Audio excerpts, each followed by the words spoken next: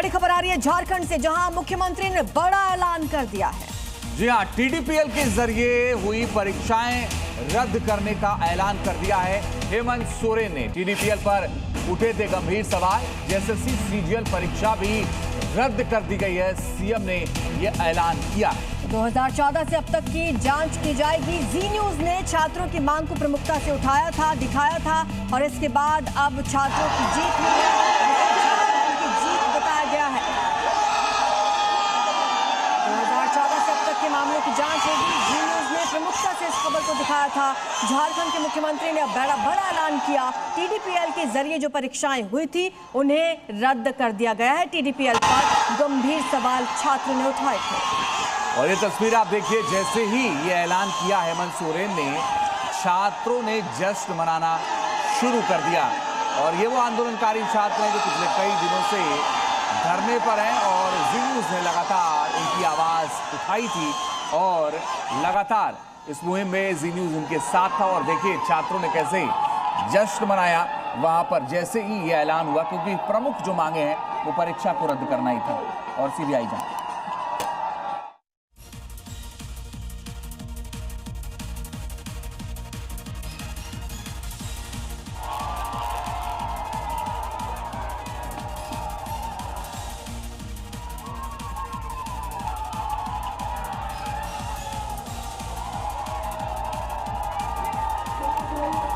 जैसे ही ऐलान हुआ उसके बाद जश्न की तस्वीरें आपकी स्क्रीन पर हैं। आपको बता दें कि जश्न मना रहे छात्रों ने जी न्यूज को धन्यवाद कहा है, क्योंकि जी न्यूज ने प्रमुखता से खबर को दिखाया था। देखिए किस तरीके से यहाँ पर छात्रों ने जमकर जश्न मनाया है, क्योंकि उनकी मांगे पूरी की गई।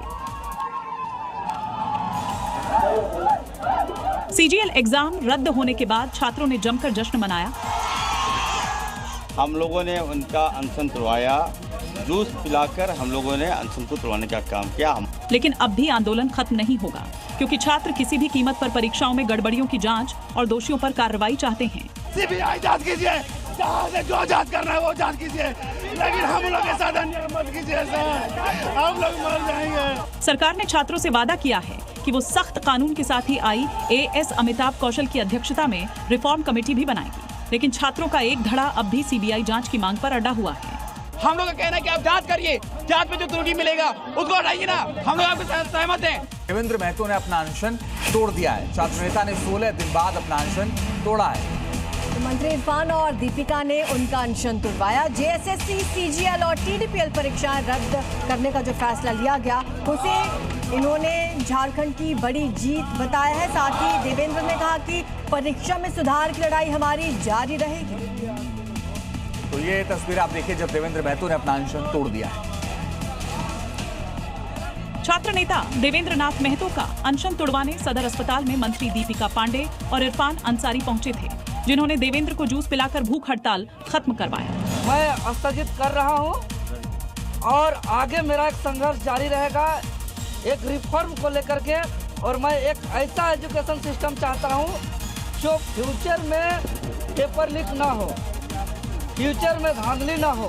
अनशन तोड़ने के बाद देवेंद्र महतो ने एक्टिविस्ट सोनम वांगचुक से बात की, मार्गदर्शन और समर्थन के लिए धन्यवाद दिया।